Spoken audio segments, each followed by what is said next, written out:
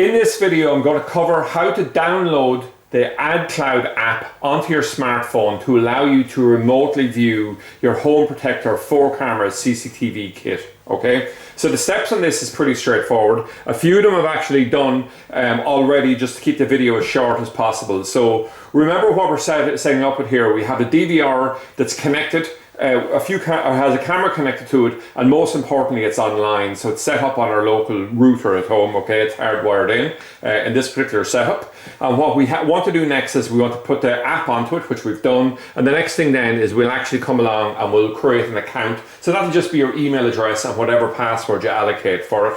So it's saying then, look, you have your app set up on your phone, but unfortunately you have no device added on at this point. So what we'll do then is we'll say, look, I'd like to add on an app here, or a device, and I'm going to use a QR code. It's just the simplest way of doing it, saves entering a lot of numbers. Now the QR code is actually located on the base of the DVR itself. So what I've done here is I've actually taken a photograph of it. So this is what it'll look like. So it's just stuck on the bottom of the box. So what I'm going to do is I'm just going to pick up my phone here. I'm going to tap on the scan code here. I'm going to come along here, and what we have there is with the actual device here itself. Okay, so what I'm going to do here is I'm going to tap on that. Now there's going to be one computation on this to go to the end. So it's describing here we have the camera connected to the router, or DVR connected to the router. So we come along onto the next step here,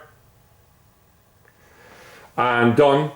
And now what it'll do is turn up the screen and we're saying, okay, I'd like to connect in. But at this point here, what it's going to say is it's actually going to look for a password. And the password it's going to look for is the password we actually created at an earlier point when we were logging in at the prompt screens for setting up the DVR. Now that's one way we can do a verification in a scenario like this. But the other way you could possibly do it would be to on other types of DVRs and that, you'd be setting them up on the same network, so it automatically pushes passwords through for you. But this is quite valid here. And if we just come along, I'm just going to get my colleague to wave his hand directly over the camera, so you can actually see that's directly it. And we can rotate this around to be full screen.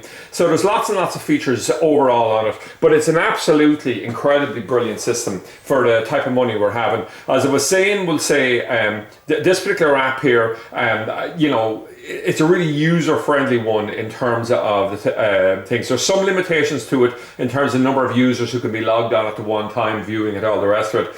But in terms of, we'll say, the ease of setup, the download, all the rest of it, the entire process here is probably no more than 5 or 6 minutes, as you can see, even downloading the app and setting up the thing. So it's a super system, and you don't have to be an expert to set up a system like this in your own home.